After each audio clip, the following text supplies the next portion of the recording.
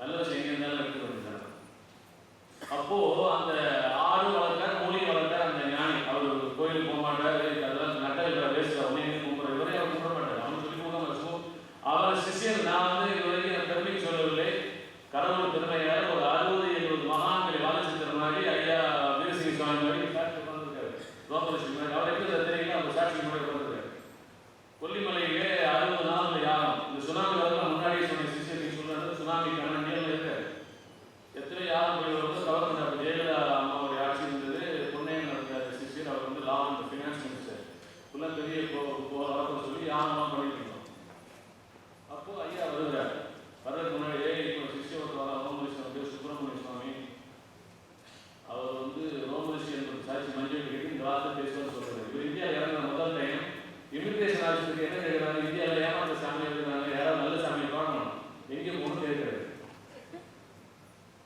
அவர் நல்ல என்ன கேட்கணும், அந்த இமிகிரேஷன் சிஷியர் நல்ல செஞ்சு கொடுத்தாங்க வரல வந்து அப்படியே சேர்ந்தார்.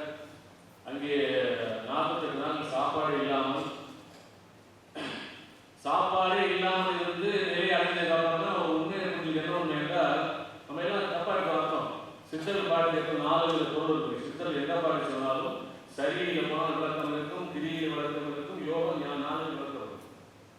அதாவது சொல்லியிருக்காங்க, ஒருவேளை உண்பான் யோகி, இருவேளை உண்பான் போகி, 3 வேளை உண்பான் யோகி. அது போதுதான் ஒரு வேளை சாப்பிட யோகியா இருக்கலாம். சும்மா அந்த காலையாக சாப்பிடலாம், 2 வேளை சாப்பிட போகலாம், 3 வேளை சாப்பிட உண்மை. அது உண்ணும் போது உயிரெழுத்து உயரமாக உறங்குகின்ற போதெல்லாம் அதிலேயாக மைய நடத்திடுவார்கள்.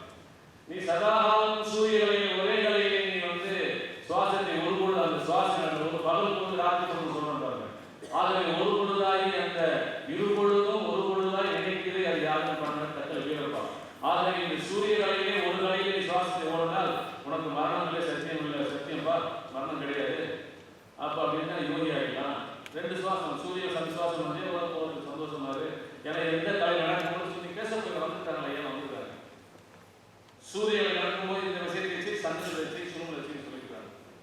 அப்போ கேவல சுருமனை சுவாசம் வெளியே போனா இவன் வந்து செத்து போடுவோம்.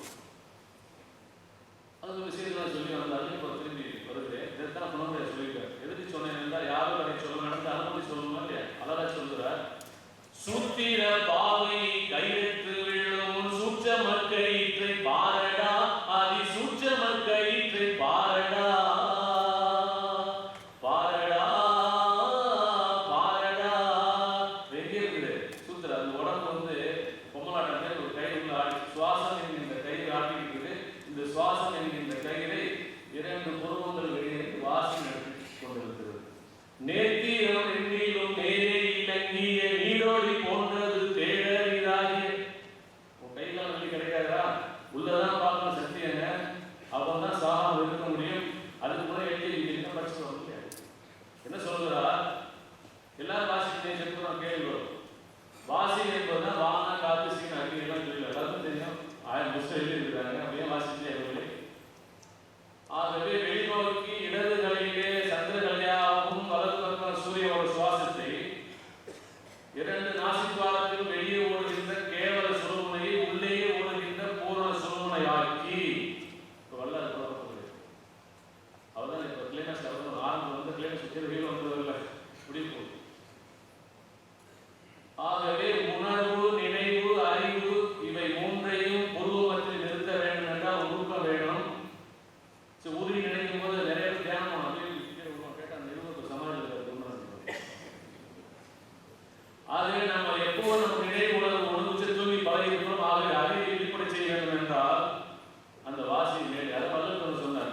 வாசி வாசி என்று உரைத்தால் வெண்ணிலாவே, அந்த வாசி என்ன பேசுகின்றால் வெண்ணிலாவே. பேசும் எழுத்து மனம் பேசாத எழுத்து வாசி எங்கேயும் பேசுறாங்க. சொல்றாரு அந்த எழுத்து என்ன பண்ணணும்? இன்னும் ஒரு ஏதாவது 4 வேதத்துல இருக்கா? எந்த வேதத்தில் சொல்லியிருக்காங்க? படிச்சா கிடைக்குமா? பூஜை பண்ண கிடைக்குமா? எல்லாருக்கும் உலகம் மயங்க கிடைக்குமா? எல்லாம் கடவுள் சும்மா கிடைக்குமா? ஒன்றும் கதை ஒரு அவர் பாட்டில் சொல்றாரு. என்ன சொல்றாரு? சாத்திர வீரம் சதகோடி கற்றாலும் 4 கோடி நோய் சாத்திர வீரம் சதகோடி கற்றாலும் சமய நெறி ஆச்சாரம்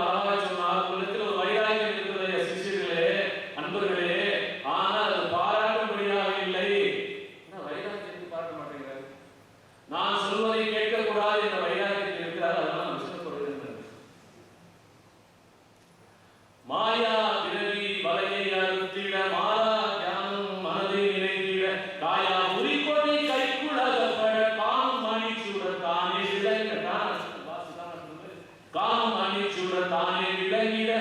நிறைய கடைசி நிறைய விஷயம் தப்பா போட்டிருந்தார்கள். ஒரு வருஷம் தூக்கி கையில் இருக்கு, கடைசி தப்பா போட்டுருவாங்க. இப்ப சொல்லுறது என்ன, ஆயும் அறிவுடன் யோகத்தினாலேயும் ஆனந்த தேனை உண்டன் நினைத்தோம் தாயை உலகத்தை ஈன்ற குழங்குடி கற்பரை கண்டு கல்புடனை சென்று கல்புடன் கல்புடன் மனசு. நீங்க அங்கே போய் ஜோதியை பார்க்கிற பொழுது ஒரு சுத்து பிடிக்கிறாங்க.